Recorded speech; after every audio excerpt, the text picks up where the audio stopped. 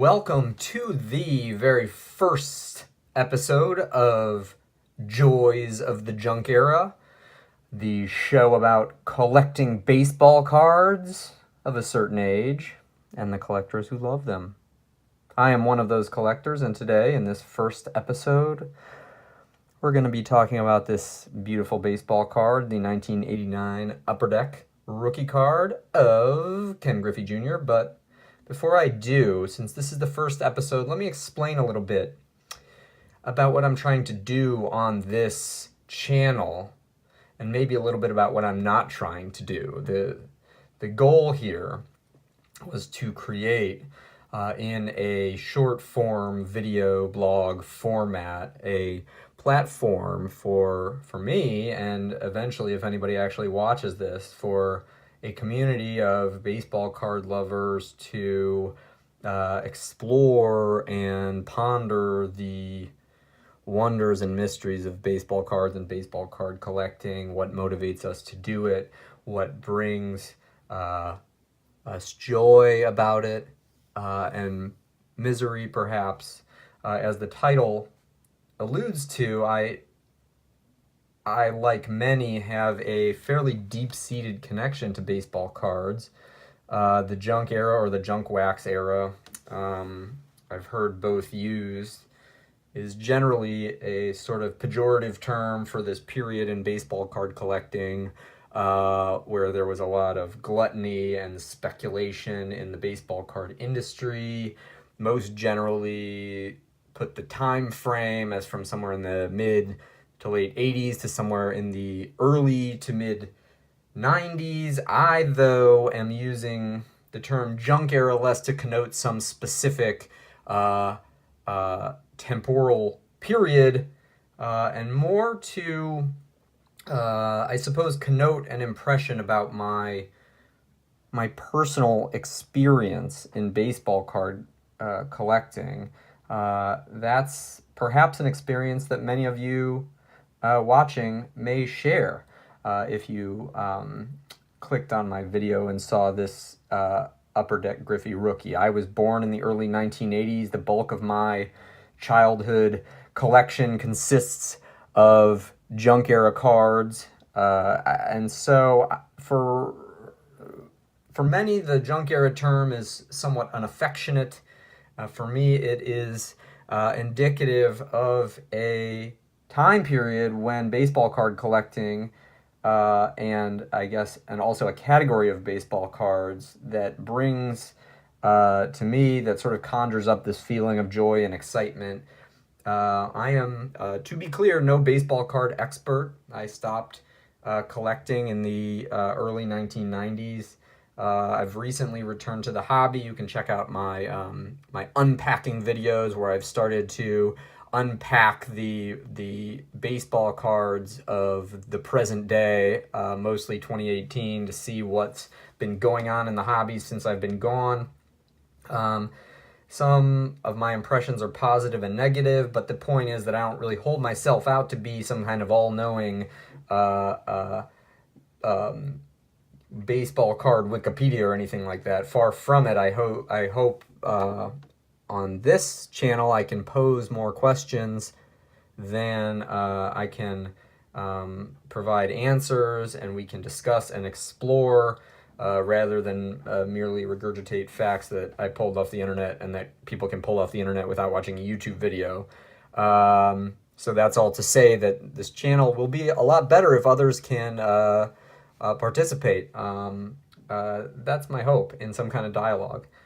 So the goal here will be to explore and interrogate why it is that I and that so many find so much humor and beauty and non-monetary value in baseball cards that are, let's be real, by and large, utterly financially valueless. Our conversations, I hope, will be free from too much talk about value and price and speculation. I'm very disinterested in that, quite frankly. I'm more interested in asking profound questions I mean, profound, at least for me, about what makes a particular baseball card beautiful. Why do we like to look at them? Where do baseball cards fit in the world of memorabilia, in the world of hobby, in the world of art, in the world of photography? I know the answer to none of that, but it's something I'll kind of be exploring out loud on this channel. There are, I suppose we'll be looking at funny cards, weird trends in baseball card collecting, things I've just noticed as I've been kind of wading back into the hobby. The junk era will be a focal point, to be sure, but there's much to say about baseball cards, certainly before and since. And to that end, at long last, with that somewhat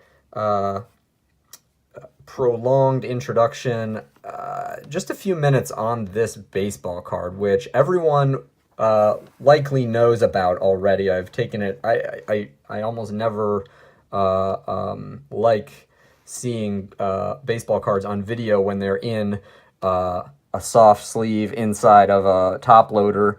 So I've taken it out. This is, to me, a baseball card that in a lot of ways defies categorization. The 1989 Upper Deck Ken Griffey Jr. rookie.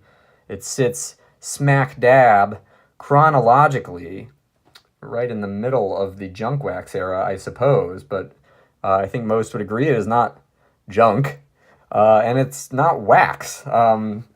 These Upper Deck, 89 Upper Deck packs, if you remember, elevated baseball card collecting in a number of ways, and in a lot of ways really defined a new era of baseball card collecting.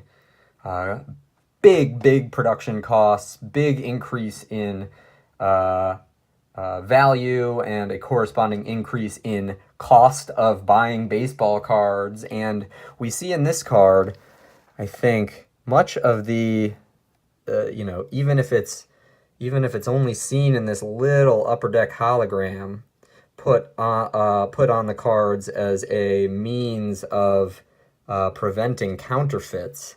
We start to see the emergence, I think, in this card. I'd love to know if you disagree, of this shine and glimmer and gloss and glitz and glamour that we're seeing on cards still today, that sort of exploded in the 90s and in the 2000s. I think this was sort of, even if it was still in the junk wax period, just totally not a junk wax card. It is no doubt one of the most iconic baseball cards in history, and it helped really define a generation of collectors, and that generation included me. On a personal level, I've had this card since I was 6 years old. It was actually my mom's card, but she didn't collect baseball cards. She was a teacher. She got it from a student of hers who, at the time, it was no small gift. I think it was valued somewhere between $50 and $100 in Beckett. The value went up since then. It's gone a lot down since then. I frankly have no idea how much it's worth today. I mean, my card's in pretty good condition. I would never sell it. I would never get rid of it.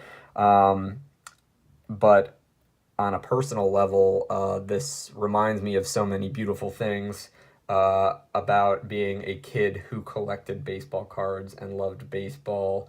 There is a fascinating history of the origins of this card and of the Upper Deck line of baseball cards, which started in 1989. Ken Griffey Jr. was the number one card in the series, and there is a fascinating history of how he was chosen. It was between, I think, Greg Jeffries, Sandy Alomar, Gary Sheffield. I think those were sort of the alternatives, and Griffey, those would have all been reasonable alternatives, except for maybe Jeffries, whose career didn't pan out, I don't think, quite as well as Sandy Alomar Jr. or Gary Sheffield. But between those prospects, Griffey was so young. He's the kid. He was literally a kid. He was 18 years old, and they didn't even have a photograph as I understand it, of him in a Mariners uniform at that point. I think this is, I believe, a doctored picture, which, given how sort of famous it is now, is quite astounding. Um, this was a time when the pressure on Ken Griffey Jr. was absolutely astounding to become a great baseball player. And unlike, I think, many of the overhyped young prospects that we're still seeing today, he lived up to it better than anyone has lived up to any high expectation ever. He was a 13-time All-Star, 630 homers, 10 Gold Gloves. This is the reading from Wikipedia portion. Hall of Fame. He's an all-time great. Hall of Fame, by the way, by almost a unanimous vote. But for many of us, I think, who started collecting right around the year that this card came out, Ken Griffey Jr. is also emblematic of the fun, the entertaining, the bubble-blowing side of baseball, and through this card of baseball card collecting. He is still, in my mind at least, the kid. With that, I welcome you to the channel. I hope you enjoyed this first episode and that you'll continue to watch as more episodes are made. Thanks for your time.